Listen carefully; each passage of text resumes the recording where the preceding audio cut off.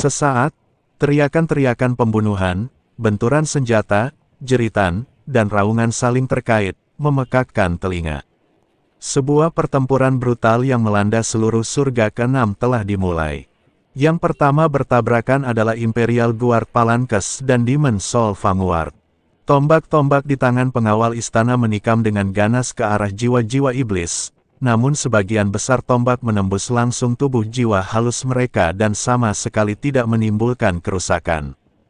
Namun, bilah tulang di tangan roh iblis dapat dengan mudah menembus baju zirah dan menusuk daging dan darah prajurit. Seorang prajurit muda dari Garda Kekaisaran baru saja menusukkan tombaknya ke arah roh iblis ketika tenggorokannya terpotong oleh bilah tulang lawan. Darah mengucur deras, La menutupi lehernya dengan kedua tangan, matanya penuh keengganan, dan perlahan jatuh ke tanah. Tubuhnya dengan cepat dilahap oleh roh iblis itu. Gunakan kekuatan spiritual untuk melekat pada senjata. Jiwa takut akan serangan spiritual. Aolai meneriakkan peringatan, mengayunkan pedang panjang di tangannya. Energi spiritual keemasan melekat pada bilahnya, dan dengan satu tebasan, ia menyerang jiwa iblis. Jiwa iblis itu menjerit nyaring, dan tubuh jiwanya langsung terbakar oleh energi spiritual, berubah menjadi gumpalan asap hitam dan menghilang. Para prajurit bereaksi satu demi satu, menyalurkan kekuatan spiritual mereka ke senjata mereka dan melancarkan serangan lain. Kali ini, jiwa-jiwa iblis akhirnya mulai menderita korban, dan kabut jiwa hitam terus menghilang, tetapi jumlah jiwa iblis terlalu besar. Begitu satu kelompok jatuh, lebih banyak jiwa iblis segera melonjak, seperti gelombang pasang yang tak berujung, terus-menerus menyerang formasi penjaga kekaisaran. Hanlai memegang pedang lebar di tangannya, dan api pada pedang merah menyala itu berkobar dengan dahsyat. Setiap kali ia mengayunkan pedang itu, ia dapat menciptakan lautan api, menyelimuti puluhan jiwa iblis. Jiwa iblis itu berjuang mati-matian di lautan api dan segera terbakar menjadi abu.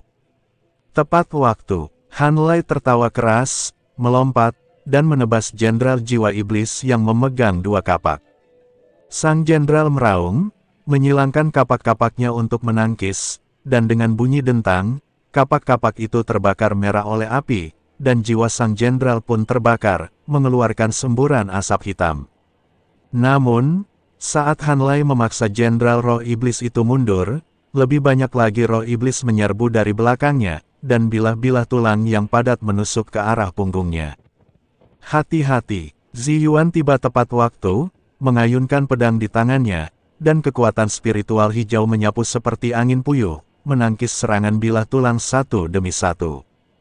Dia dan Hanlai berdiri saling membelakangi, pedang panjang dan pedang lebar mereka bekerja dalam harmoni yang sempurna, terus-menerus membunuh roh-roh jahat di sekitarnya. Terima kasih. Hanlai menarik napas dan menyeka keringat di wajahnya. Terlalu banyak jiwa iblis. Ini bukan solusi. Tunggu, pasti ada jalan. Ziyuan menggertakkan giginya dan kembali menusukkan pedang di tangannya, menembus dada jiwa iblis. Selain jiwa-jiwa iblis ini, ada juga puluhan ribu pembudidaya iblis yang memanfaatkan kesempatan untuk melancarkan serangan besar-besaran. Di surga ke-6, status mereka sebagai pembudidaya iblis lebih rendah daripada manusia dan binatang, dan bahkan lebih mustahil bagi mereka untuk dibandingkan dengan para dewa di kerajaan Tuhan. Namun kini, mereka akhirnya punya kesempatan untuk pamer, dan para pembudidaya setan ini berjuang demi hidup mereka. Kekuatan spiritual keemasan di sekitar Fan Tianyu melonjak, dan Golden Sky Divine Fist miliknya melancarkan pukulan demi pukulan, setiap pukulan mampu menghancurkan beberapa jiwa iblis. La menyerbu ke dalam jiwa-jiwa iblis bagaikan seekor harimau ganas, dan kemanapun ia lewat, jiwa-jiwa iblis itu pun menghilang.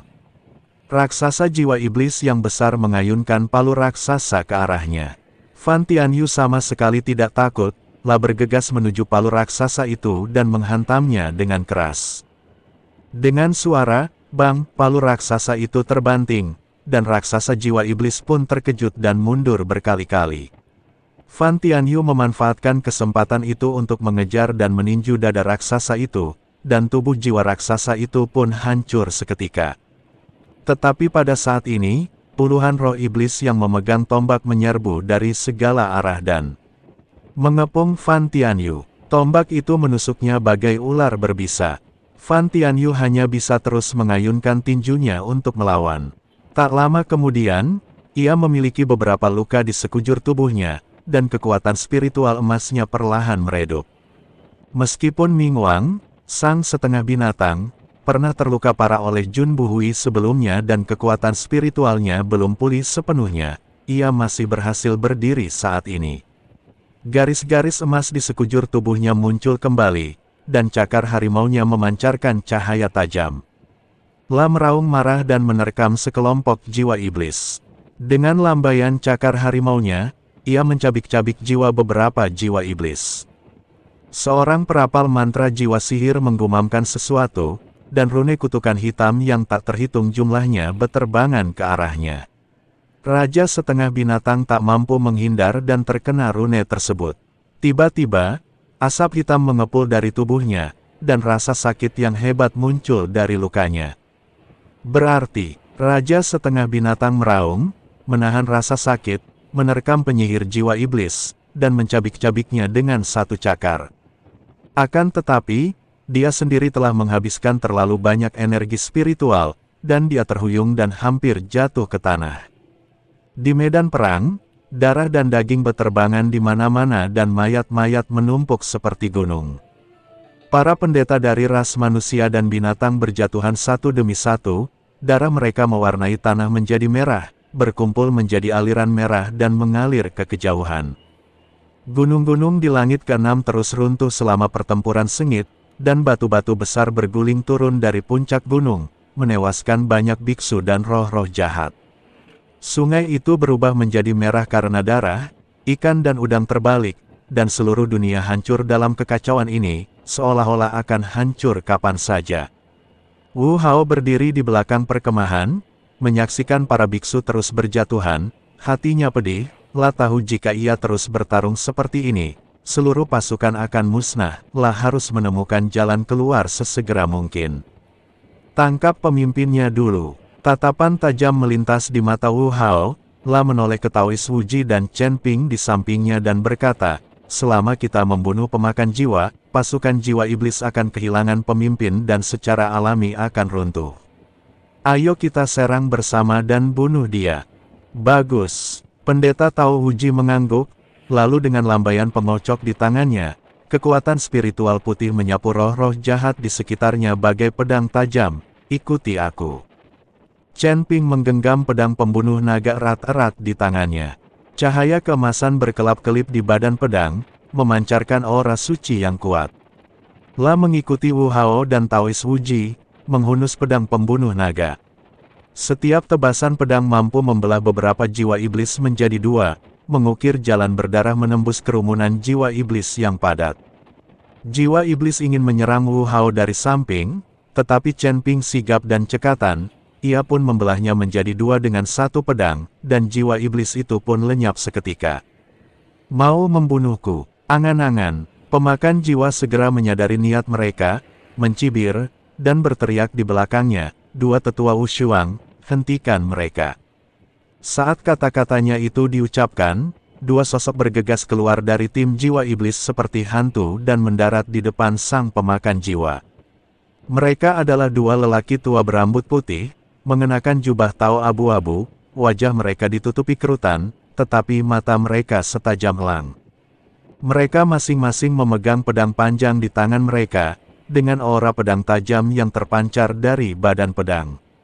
Mereka adalah asisten paling handal di bawah komando Soul Devourer, pedang ilahi yang tak tertandingi. Lawanmu adalah kami. Orang tua di sebelah kiri berbicara dengan dingin, suaranya setajam es. Dia mengayunkan pedang di tangannya, dan energi pedang yang tajam melesat ke arah Wu Hao bagaikan kilat, mencabik-cabik udara dimanapun ia lewat. Tepat waktu, pendeta Tao Wuji sama sekali tidak panik, lah menjentikkan kocokannya, dan kekuatan spiritual putih mengembun menjadi perisai cahaya tebal, menghalangi Wu Hao. Dengan suara, bang, yang keras, Energi pedang bertabrakan dengan perisal cahaya, menyebabkan fluktuasi kekuatan spiritual di seluruh langit. Sebuah retakan muncul pada perisai cahaya, dan Taois Wuji terkejut dan mundur 2 langkah.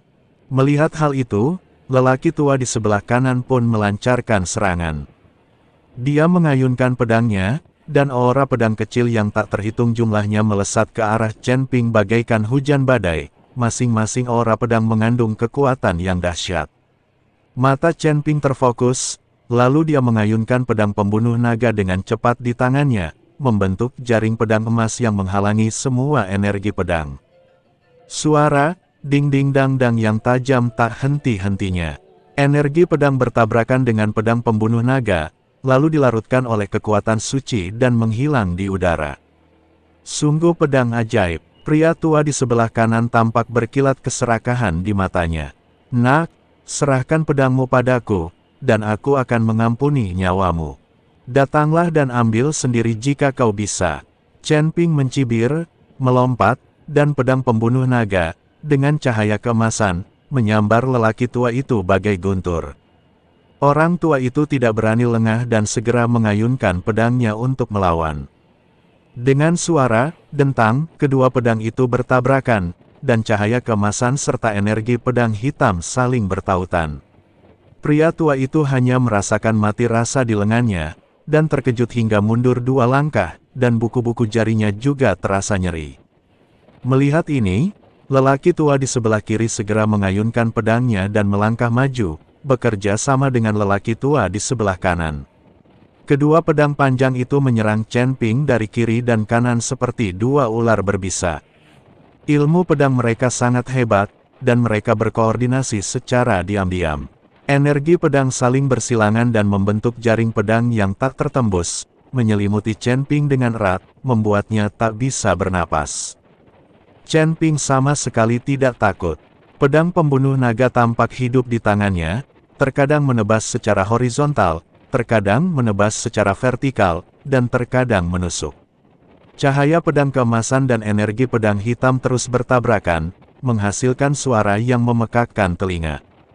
Mengandalkan tubuhnya yang fleksibel, ia terus bergerak menembus jaring pedang, mencari peluang untuk melakukan serangan balik.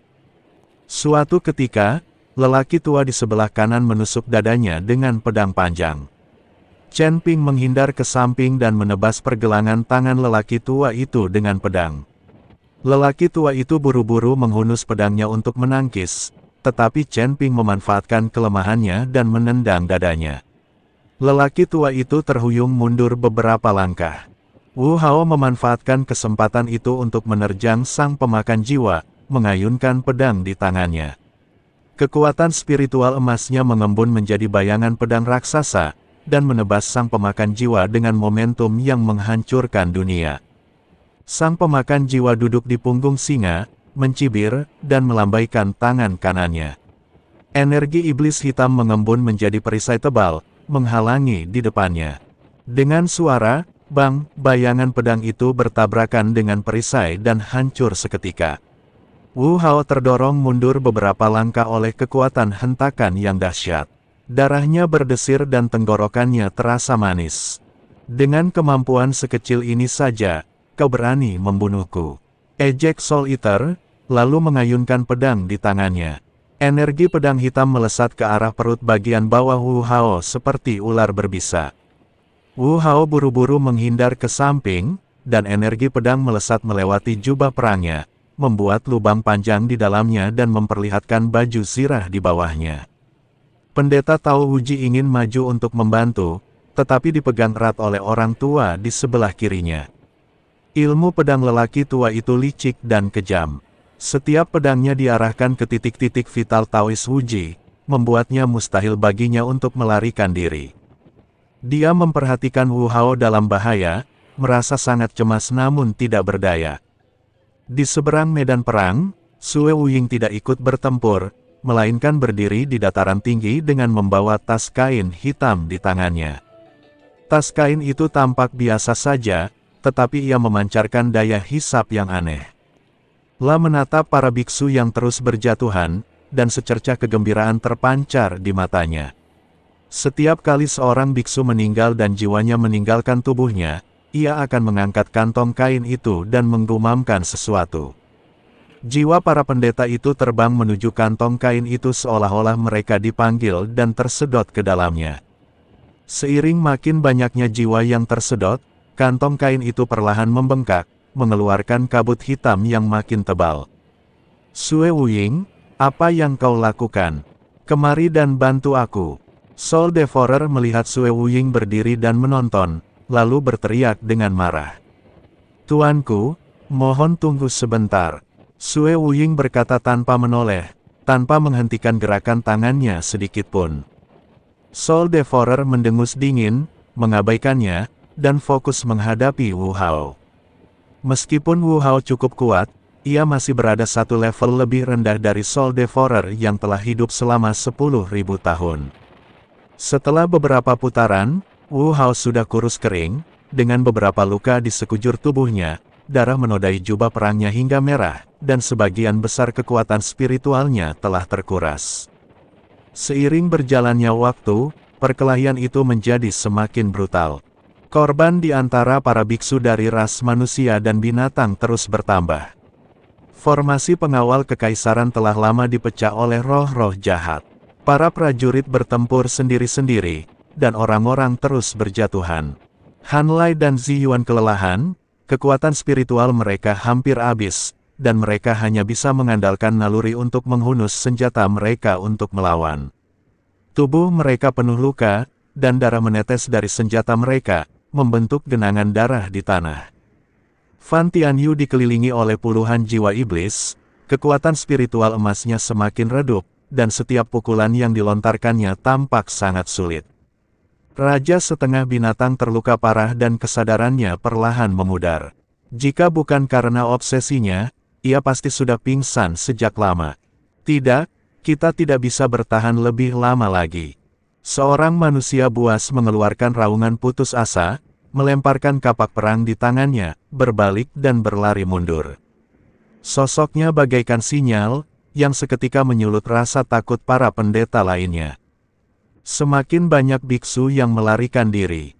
Mereka tak sanggup lagi menanggung pertempuran mengerikan ini dan hanya ingin menyelamatkan diri. Jangan lari, tetap di tempat, kita masih punya kesempatan. Aolai meraung keras, mencoba menghentikan biksu yang melarikan diri, tetapi dia sendiri terjerat oleh beberapa roh jahat dan tidak punya waktu luang.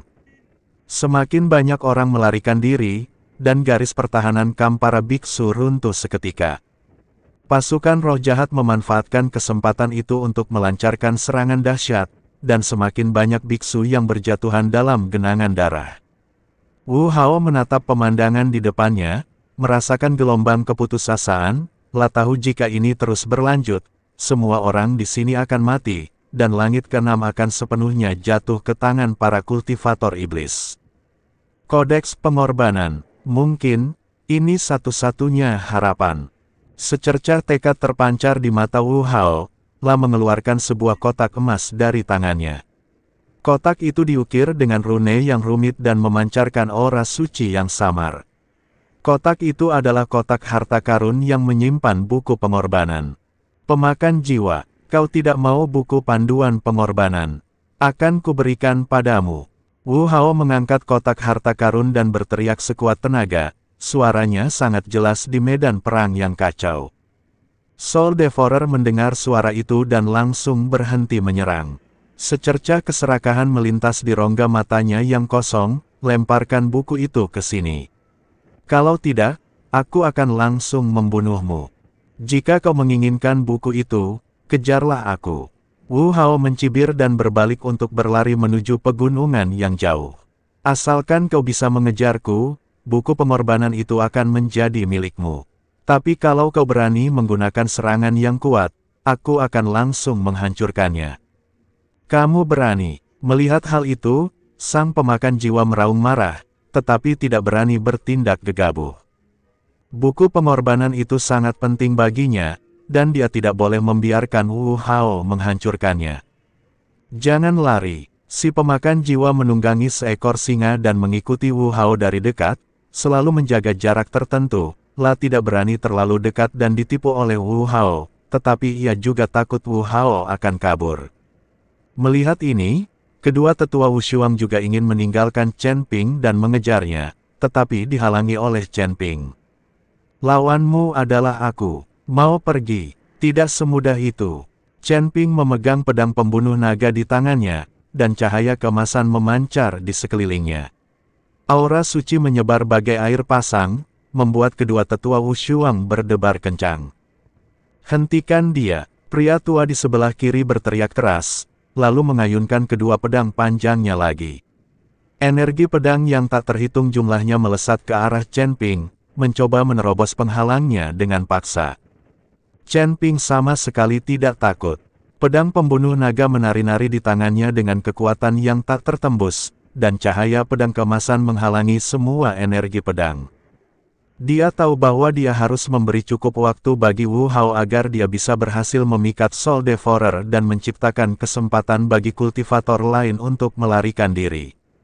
Semuanya, lari. Cepat pergi dari sini selagi Soul Devourer pergi. Pendeta Tao Huji berteriak kepada para pendeta di sekitarnya sambil mengayunkan kocokannya untuk mengusir roh jahat di sekitarnya. Han Lai, Zi Yuan, Fan Tianyu dan yang lainnya bereaksi ketika mendengar suara itu. Mereka menanggung luka-lukanya, saling mendukung, dan melarikan diri dari medan perang. Para pendeta yang tersisa mengikuti di belakang, berlari dengan putus asa, takut kalau mereka akan ditangkap oleh roh jahat. Pasukan jiwa iblis kehilangan kendali atas pelahap jiwa dan dihentikan oleh dua tetua tak tertandingi oleh Chen Ping. Untuk sesaat, mereka kacau balau dan gagal mengatur pengejaran tepat waktu. Sue Wuying menatap para biksu yang melarikan diri, secerca penyesalan terpancar di matanya. Tas kain di tangannya telah membengkak, terisi penuh jiwa, tetapi masih jauh dari sumber daya yang ia butuhkan untuk menerobos.